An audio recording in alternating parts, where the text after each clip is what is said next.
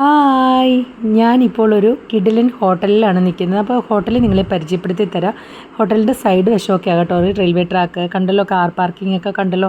അപ്പോൾ ദേ മീശക്കാരൻ ദിലീപേട്ടൻ്റെ കടയിലാണ് ഞാൻ നിൽക്കുന്നത്. ഇത് തന്നെയാണ് നമ്മുടെ മീശക്കാരൻ ദിലീപേട്ടൻ കേട്ടോ. അപ്പോൾ മീശക്കാരൻ ദിലീപേട്ടൻ്റെ കടയിലെ കിടിലൻ വറുത്തതും പൊരിച്ചതൊക്കെ ആയിട്ടുള്ള ഐറ്റങ്ങളൊക്കെ ഞാൻ കാണിച്ചു തരാം. ഇപ്പോൾ ഇത് റെയിൽവേ ട്രാക്കാണ്. റെയിൽവേ ട്രാക്കിൻ്റെ തൊട്ട് സൈഡിൽ തന്നെയാണ് കേട്ടോ കട.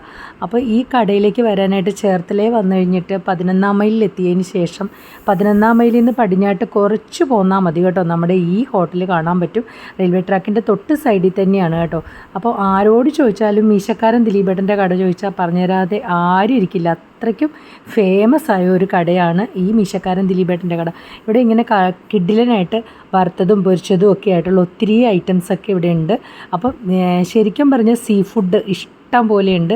പല വെറൈറ്റി ഐറ്റംസാണ്. നല്ല തനി നാടൻ രീതിയിലാണ് ഇവിടെ ഇങ്ങനെ പ്രിപ്പയർ ചെയ്യുന്നത്. അതും ശരിക്കും പ്രിസർവേറ്റീവ്സ് ഒന്നും ചേർക്കാത്ത നല്ല തനി നാടൻ തന്നെയായിട്ടാണ് ഇവിടെ ഉണ്ടാക്കുന്ന കാണുമ്പോൾ തന്നെ നമുക്കത് മനസ്സിലാവും.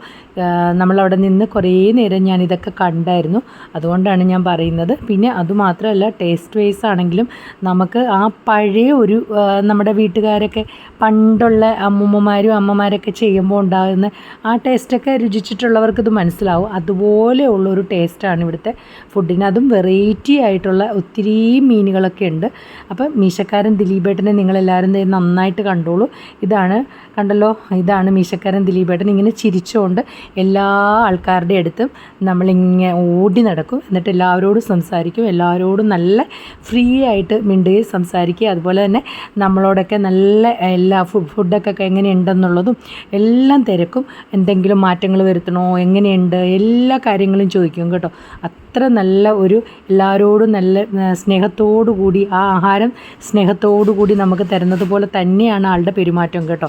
അപ്പോൾ എല്ലാവർക്കും ഒത്തിരി ഫുഡ് ഇഷ്ടപ്പെടും. അപ്പം ഞങ്ങൾ എന്തായാലും ഫുഡ് കഴിക്കാനായിട്ട് പോവുകയാണ്. അപ്പോൾ അതിൻ്റെ വീഡിയോസ് കാണിക്കാം. ശരിക്കും പറഞ്ഞാൽ ഞാൻ ഫുഡ് കഴിക്കാൻ തുടങ്ങിയപ്പം ആദ്യം വീഡിയോ എടുക്കാൻ മറന്നുപോയി. അപ്പോൾ ഇത്തിരി കഴിച്ച് കഴിഞ്ഞ് കഴിഞ്ഞപ്പോഴാണ് ഈ ഫുഡിൻ്റെ കാര്യം ഓർക്കുന്നത് തന്നെ. അയ്യോ, ഇതൊന്നും വീഡിയോ എടുത്തില്ലല്ലോ എന്ന്. അങ്ങനെയാണ് പിന്നെ ഞാൻ വീഡിയോ എടുക്കാൻ തുടങ്ങിയത്. അപ്പോൾ ഇവിടെ മീനാണെങ്കിൽ പല ടൈപ്പ് മീനുകളാണ്. അയൽക്കൂറ, പിന്നെ കേര, വറ്റ, വലിയ വലിയ വലിയ മീനുകൾ തൊട്ട് ഉണ്ട്. പിന്നെ നമ്മളിവിടെ ഏറ്റവും സ്പെഷ്യലായിട്ടുള്ളൊരു ഐറ്റം ഉണ്ടായിരുന്നു. പിന്നെ കൊഞ്ച് ഐറ്റം ഉണ്ടായിരുന്നു കേട്ടോ. കൊഞ്ചിൻ്റെ പല ഐറ്റം ഉണ്ടായിരുന്നു. കക്കാർച്ചി, പിന്നെ അങ്ങനെ ഒത്തിരി എനിക്ക് മീനിൻ്റെ പേരൊന്നും എല്ലാത്തിൻ്റെ ഒന്നും പറയാൻ അറിയത്തില്ല.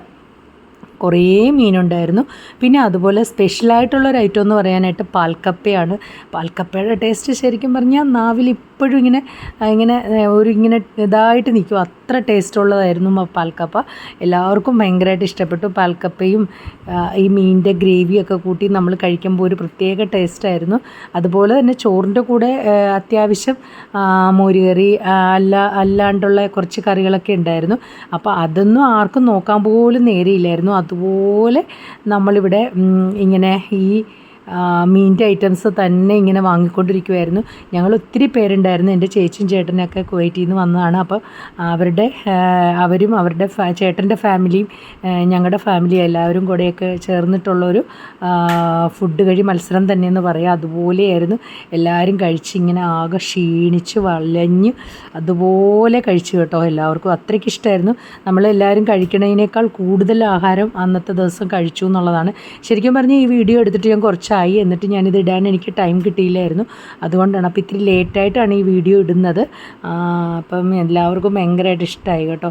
ഫുഡൊക്കെ ഭയങ്കരമായിട്ട് ഇഷ്ടപ്പെട്ടു. എന്താണെന്ന് വെച്ചാൽ നമുക്ക് ഇത്ര ഐറ്റമൊന്നും നമ്മൾ വീട്ടിലിങ്ങനെ ഉണ്ടാക്കത്തില്ലല്ലോ. അപ്പോൾ എന്തായാലും ഇങ്ങനെ ഹോട്ടലിലൊക്കെ വന്ന് കഴിക്കുമ്പോൾ നമുക്കത് ടേസ്റ്റ് അറിഞ്ഞ് കഴിക്കാനും ഒക്കെ പറ്റി. നമ്മൾ തനിയെ ഉണ്ടാക്കുമ്പോൾ ഇത്രയും കഴിക്കാൻ തോന്നത്തില്ല. പക്ഷേ നമ്മൾ ഹോട്ടലിൽ വന്ന് കഴിക്കുമ്പോൾ നമ്മളറിയാതെ എല്ലാവരും കഴിക്കും. എനിക്ക് ഭയങ്കരമായിട്ട് ഇഷ്ടപ്പെട്ടു. എനിക്ക് മാത്രമല്ല, ചേച്ചിയുടെ ചേട്ടൻ്റെ ചേട്ടനൊക്കെ ഭയങ്കരമായിട്ട് ഇഷ്ടപ്പെട്ടു കേട്ടോ. എല്ലാവർക്കും ഭയങ്കരമായിട്ടും ഇഷ്ടപ്പെട്ട ഒരു ഐറ്റമായിരുന്നു. എന്തായാലും പല ടൈപ്പ് മീനിൻ്റെ വെറൈറ്റീസ് ആയിരുന്നു. അപ്പം മീനിൻ്റെ വെറൈറ്റീസ് കൊണ്ട് അത് കിടിലൻ ടേസ്റ്റായിരുന്നു. ടേസ്റ്റ് ബേസ് നമുക്കൊന്നും ഒരു കോംപ്രമൈസും ഇല്ലാത്ത രീതിയിലാണ് അവർ നമുക്ക് പ്രിപ്പയർ ചെയ്ത് തരുന്നത്. അത്ര ശരിക്കും ഇഷ്ടപ്പെടും. കേരളത്തിൽ നിന്നല്ല എവിടുന്ന് വരുന്നവർക്കും ഇവിടുത്തെ ഫുഡ് ഇഷ്ടപ്പെടും. അതുകൊണ്ട് തന്നെ ഇവിടെ തിങ്ങി നിറഞ്ഞുള്ള ആളുകളായിരുന്നു.